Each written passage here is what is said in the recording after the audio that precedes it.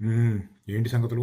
Bullet proof mind set మీద full video చేయమని చెప్పి చాలా కామెంట్లు పడతా ఉంటాయి. సరే, నాకు తెలిసింది 4 ముక్కలు చెప్పడానికి ట్రై చేస్తా. బుల్లెట్ ప్రూఫ్ మైండ్ సెట్ అంటే అవతల వాళ్ళు మనల్ని ఏదైనా అన్నప్పుడు లోపల బాధ, కోపము ఉంటది, కానీ మనం సైలెంట్‌గా ఉంటాం రెస్పాండ్ అవ్వకుండా. అది గాదు. బుల్లెట్ ప్రూఫ్ మైండ్ సెట్ అంటే అవతల వాళ్ళు అనేది అసలు మనల్ని బాధ పెట్టలేవు. మనల్ని ఏమీ చలించలేకుండా చెయ్యగలవు. ఇటు నుంచి ఇటే పంపించేస్తా నన్ను ఏమన్నా అంటే. నేను ఫాలో అయ్యేది ఒక రూల్ ఉంటది. ఇప్పుడు మన వాళ్ళు, నా అనుకున్న వాళ్ళు ఉంటారు గదా! వాళ్ళు నన్ను ఏదైనా అన్నారు అంటే, మనాళ్ళే కదా అంది, వదిలేసేద్దాం అన్నట్టు ఉంటది. తెలవని వాళ్ళు రోడ్డు మీద ఎళ్తుంటే ఏదన్నా అన్నారనుకో, ఎవడో తోకలో ఈకలో గాడు అంటే నాకేందిరా వదిలేసేయి. మన శత్రువులంటే మూడో వాళ్ళు. ఆళ్ళకి పొద్దున్న లేసిన కాడ నుంచి అదే పని. శత్రువులు చాలా రూపాల్లో ఉంటారు. కొంతమంది మన ఎనకాలే గుంటలు తవ్వుతా ఉంటారు. వాళ్ళకి పొద్దున్న లేసిన కాడ నుంచి అదే పని. వాళ్ళనేది అసలు పట్టించుకోను. బుల్లెట్ ప్రూఫ్ మైండ్ సెట్టు మనసుని, మైండ్‌ని చాలా ఫ్రీగా, హ్యాపీగా పెట్టిద్ది. అన్నీ పట్టించుకున్నారనుకో అవతల వాళ్ళనేది, ఇది ప్రతీదీ హార్ట్‌కు తీసుకుంటే తొందరగా పేలిపోయిద్ది. పోవాలనుందా? ఎంత వదిలేస్తే అంత హ్యాపీగా ఉంటాం. 150 సార్లు పుట్టాము. ఒకటే లైఫు. పుట్టినప్పుడు నేనైతే పుట్టాను, ఎంజాయ్ చేసే పోతా. మామూలుగా అయితే పోను. అది. ఎప్పుడైతే అవతల వాళ్ళు మనల్ని ఏదైనా అన్నప్పుడు మనము బాధపడతామో, మనం ఓడిపోయినట్టు లెక్క. అవతల వాళ్ళకి సైకలాజికల్‌గా ఆనందంగా ఉంటది. వాళ్ళకి అంత లగ్జరీ గూడా ఇవ్వను. నన్ను ఏదైనా అన్నారు అంటే అని వాళ్ళు విసిగిపోవాలి గానీ, నా దగ్గర నుంచి అసలు రెస్పాన్స్ అనేదే ఉండదు. ఇది ఎలా వచ్చిద్ది అంటే అంత ఈజీ కాదు. మనం అనుకున్నయి అనుకున్నట్టుగా లైఫ్‌లో అన్నీ ఎళ్తంటే అది ఎప్పుడికి బుల్లెట్ ప్రూఫ్ మైండ్ సెట్ అనేది డెవలప్ అవ్వదు. అది నలగాలి. నలిగి, నలిగి రాటుదేరిపోవాలి. యూఎస్‌లో నేను కూడా మొదట్లో బాధపడేవాడిని. వచ్చిన కొత్తలో డబ్బులు ఉండేవి కాదు. చదువని, తర్వాత జాబులని, ఓపీటీలని, హెచ్1లని, గ్రీన్ కార్డ్‌లని, నా తలకాయ అని చెప్పి చాలా ఉంటాయి. అవన్నీ చూసి, చూసి ఎక్స్‌పీరియన్స్ అయ్యి మొదట్లో బాధపడతా ఉండేవాడిని. తర్వాత ఏమైందంటే ఇవన్నీ ఆలోచించటం మూలాన అసలు మనకి ఏమొస్తుంది? కాసేపు బాధ ఉంటది. ఒకరోజు, 2 రోజులు, ఒక గంట. ఆ బాధ తర్వాత పోయిద్ది. ఆ బాధపడటం మూలాన మనం ఏమి నేర్చుకున్నాం? అసలు ఎందుకు బాధపడ్డాము? అంటే అవతల వాళ్ళు ఏదో అంటున్నారనే గదా! అసలు దాన్ని పట్టించుకోకపోతే, అవతల వాళ్ళు మనల్ని ఏదైనా అన్నప్పుడు దాంట్లో నుంచి మనకు పనికొచ్చేది ఏదైనా ఉంటే తీసుకొని మన లైఫ్‌లో దాన్ని ఉపయోగపడేటట్టుగా మార్చుకోవాలి గానీ బాధపడకూడదు. ఒకళ్ళు నా దగ్గరికొచ్చి నన్ను ఏదైనా అంటే, నా దగ్గర నుంచి రెస్పాన్స్ ఉండదు. వాళ్ళెళ్లి ఈ జంతువుల దగ్గరో, గోడ దగ్గరో, చెట్ల దగ్గరో ఎళ్లి వాగితే వాళ్ళకి ఏమన్నా రెస్పాన్స్ ఉంటదేమో ఈ గోడ దగ్గర నుంచి అయినా సరే. నా దగ్గర నుంచి రెస్పాన్సు 0 అని ఆళ్ళకి నోరు నొప్పి పుట్టాలి, ఆళ్ళకి ఇసుగు పుట్టాలి. ఈడితో మనకెందుకురా బాబు! అసలు ఈడు రెస్పాండ్ కావట్లేదని చెప్పి పోతారు. అది బుల్లెట్ ప్రూఫ్ మైండ్ సెట్టు. మనసు హ్యాపీగా ఉంటది.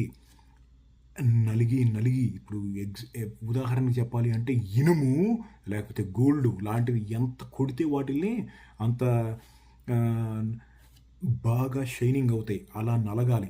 చిన్న ఏజ్‌లో ఉన్నప్పుడు అంటే టీనేజర్ ఏజ్‌లో ఉన్నప్పుడు గనక బుల్లెట్ ప్రూఫ్ మైండ్ సెట్‌ని డెవలప్ చేసుకోవడం మొదలుపెడితే ఇంకా చాలా ఈజీగా ఉంటది. కానీ టీనేజ్ హార్మోన్ అని చెప్పి ఒకటుంటది. కింద నుంచి ఎనర్జీ తన్నుకొస్తా ఉంటది కదా! దాన్ని నన్నంటాడా అది ఇది అని చెప్పి ఆ ఏజ్‌లో టీనేజ్ హార్మోన్‌ని కొంచెం కూల్ డౌన్ చేసి బుల్లెట్ ప్రూఫ్ మైండ్ సెట్ మీద ఫోకస్ పెడితే బాగుంటది. ఇంకోటేంటంటే ఎవరైనా ఏదైనా అన్నప్పుడు నన్ను అదన్నారు, ఇదన్నారు అని చెప్పి కంప్లెయింట్లు చేస్తా ఉంటారు. చిన్న పిల్లలు చేస్తా ఉంటారు కంప్లెయింట్లు. నా చాక్లెట్ తిన్నాడు, నా బిస్కెట్ తిన్నాడు అని చెప్పి. నాకు కంప్లెయింట్లు చేసే టైము, ఓపిక 2 లేవు. నేను వాటిల్ని పట్టించుకోను. బ్రెయిను ఫోకస్‌గా ఉండాలి. ఎంత అవతల వాళ్ళు ఈ ప్రపంచం అన్నది ఎంత వదిలేస్తే అంత ఫోకస్‌గా ఉంటది బ్రెయిను. ఫీల్ అయ్యారనుకో బ్రెయిన్ లోపల టైట్ అయిపోయిద్ది. ఆలోచనలు రావు. ఎమోషనల్ డెసిషన్ మేకింగ్‌లోకెళ్ళిపోతారు. ఎమోషనల్ డెసిషన్ మేకింగ్ అంటే బాధలో గానీ, కోపంలో గానీ తప్పుడు నిర్ణయాలు తీసుకోవటం. బుల్లెట్ ప్రూఫ్ మైండ్ సెట్ అనుకో అంత సీన్ లేదు. హ్యాపీగా, రిలాక్స్‌డ్‌గా, ఫోకస్‌గా ఉంటాం. ఎమోషనల్ డెసిషన్ మేకింగు నేను గూడా తీసుకున్నా. ఎప్పుడు 2012, 11 ఆ టైంలో. అప్పటికి ఇంకా బుల్లెట్ ప్రూఫ్ మైండ్ సెట్ అనేది ఇంకా డెవలప్ గాలేదు. 2014, 15 టైంలో చాలా ఫోకస్‌గా ఉండి దాన్ని నేను డెవలప్ చేసుకున్నా. అప్పుడెప్పుడో 10, 12 సంవత్సరాల నాడు ఫేస్‌బుక్‌లో ఒక ఫోటో జూశాను. ఒక రకంగా చెప్పాలి అంటే నన్ను బుల్లెట్ ప్రూఫ్ మైండ్ సెట్‌గా మార్చటానికి అది బాగా పనిచేసింది. మహానుభావుడు ఎవరు పోస్ట్ చేశారో ఆ ఫోటోని ఫేస్‌బుక్‌లో. సరే, ఆ ఫోటో గురించి ఒక విషయం చెప్తా. మొగుడు పెళ్ళాలుంటారు. పక్కన ఒక గాడిద ఉంటది. గాడిద మీద ఆళ్ళ వైఫ్‌ని కూర్చోబెట్టి నడిపించుకుంటూ తీసుకెళ్తా ఉంటాడు. ఇతనేమో నడుస్తా ఉంటాడు. లోకంలో ఉన్నవాళ్ళు, పక్కన ఉన్నోళ్ళు ఏమంటారంటే, "ఈడు మరీ పిచ్చోడున్నాడురా! సుఖంగా గాడిద మీద వీడు కూర్చోకుండా పెళ్ళాన్ని గాడిద మీద కూర్చోబెట్టాడు. వీడు మాత్రం నడుచుకుంటా కష్టపడి ఎళ్తున్నాడు" అని. అయన్నీ వాడింటాడు.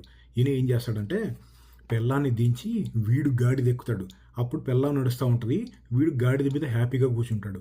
అప్పుడు పక్కనున్నోళ్ళు ఏమంటారంటే, వీడికి ఆహ్, వీడు మరీ దారుణంగా ఉన్నాడు. పెళ్ళాన్ని నడిపిస్తున్నాడు. అసలు ఈడు మంచోడు కాదు అని చెప్పి వాడిని తిడతారు. ఆడు మళ్ళీ వింటాడు. వాడికి ఏం చేయాలో అర్థం కాలేదు. సరే అని చెప్పి దిగి ఒట్టి గాడిదని నడిపిస్తా ఉంటాడు. వీళ్ళిద్దరూ కూడా నడుస్తా ఉంటారు. అప్పుడు ప్రజలేమంటారంటే, వీళ్ళు మరీ పిచ్చోళ్ళున్నార్రా! గాడిద ఉన్నా గాని కనీసం దాని మీద ఎక్కట్లేదు. కనీసం ఒకళ్ళు కాకపోతే ఒకళ్ళన్నా ఎక్కచ్చు గదా! ఆ మాత్రం తెలివి లేదురా పిచ్చోళ్ళు ఈరు అంటారు. సరే అన్నాడు. ఆళ్ళిద్దరూ మళ్ళీ ఇంటారన్నీ. తర్వాత ఏం చేస్తారంటే, ఏం చేస్తారో చెప్పుకోండి? ఇద్దరూ గాడిదెక్కుతారప్పుడు. ఎళ్తా ఉంటే అప్పుడు మళ్ళీ ఏమంటారో తెలుసా? వీళ్ళు గాడిదలకు మళ్ళీ ఉన్నారు. ఇద్దరున్నారు ఇంతింత. ఆ చిన్న గాడిద మీద ఇద్దరెక్కి కూర్చొని దాన్ని కష్టపడుతున్నారు గాడిదలు అని అంటారు. చూసారా ఎట్ట ఉంటదో? మనం ఎలా ఉన్నా గానీ మనల్ని అంటానికి ఒక వర్గం రెడీగా ఉంటది. అందుకనే ఆళ్ళకి, వీళ్ళకి నచ్చినట్టు గాదు. మనకి నచ్చినట్టుగా మనం ఉండాలి. కొన్ని ఉంటాయి. వాటిని కంట్రోల్ చేయటం చాలా కష్టం. ముఖ్యంగా ప్రజల బిహేవియర్. అవతల వాళ్ళు ఇలానే ఉండాలి అనే దాన్ని మనం కంట్రోల్ చేయలేము. బలవంతాన కంట్రోల్ చేసినా భయంతో కాసేపు ఆగుతారేమో. తర్వాత ఎక్కడికెళ్ళి వాళ్ళ పని వాళ్ళు చేసుకుంటా ఉంటారు. అవతల వాళ్ళని మనం కంట్రోల్ చేయలేము. ఇంకా కొన్ని ఉంటాయి. ట్రాఫిక్ దాన్ని మనం కంట్రోల్ చేయలేము. వాతావరణం దాన్ని మనం కంట్రోల్ చేయలేము. ఇటువంటి చాలా ఉంటాయి. కానీ నా దృష్టిలో మనం కంట్రోల్ చేయగలిగిన అత్యంత విలువైనది మన మైండ్ సెట్. దానిని కంట్రోల్ చేయగలిగితే దేన్నన్నా కంట్రోల్ చేయొచ్చు. ఇంకా కొంచెం ఓపెన్ చేసి చెప్పాలి అంటే ఆ బుల్లెట్ ప్రూఫ్ మైండ్ సెట్ గురించి, ఇన్విన్సిబుల్ మైండ్ సెట్. ఇన్విజిబుల్ కాదు. ఇన్విజిబుల్ అంటే స్టెల్త్, మాయమైపోవటం. దాని గురించి తర్వాత ఎప్పుడైనా మాట్లాడుకుందాం.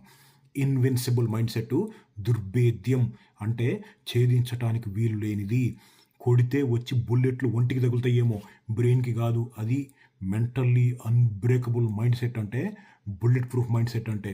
ఎవరైనా ఏదైనా అంటున్నారా అనుకోని, I don't care, I won't care. సరే, బాగానే ఉంది. ఈ బుల్లెట్ ప్రూఫ్ మైండ్ సెట్ని ఎలా అలవాటు చేసుకోవాలి అంటే చాలా simple.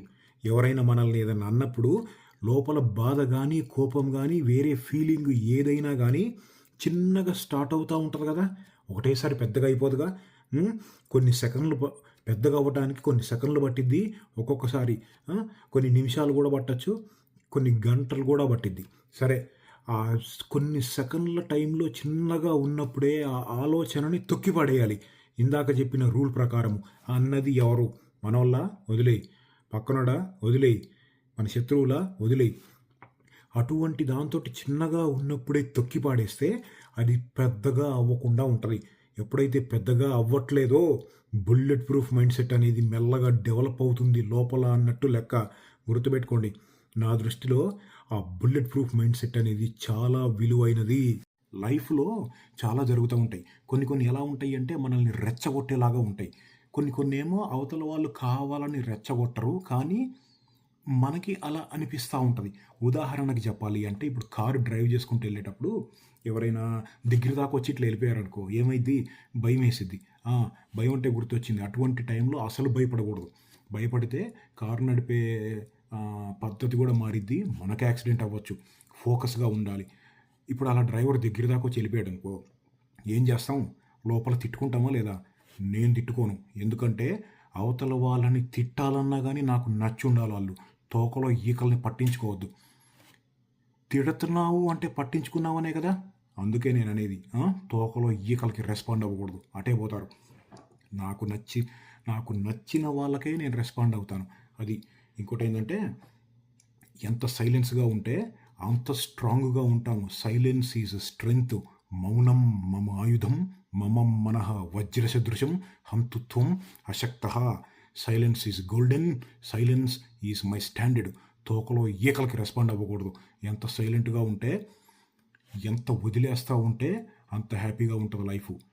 Bullet proof mind set తోటి ఉండటానికి ట్రై చేస్తే లైఫ్ అంతా హ్యాపీగా ఉంటుంది. కానీ మరి మళ్ళీ కలుద్దాం.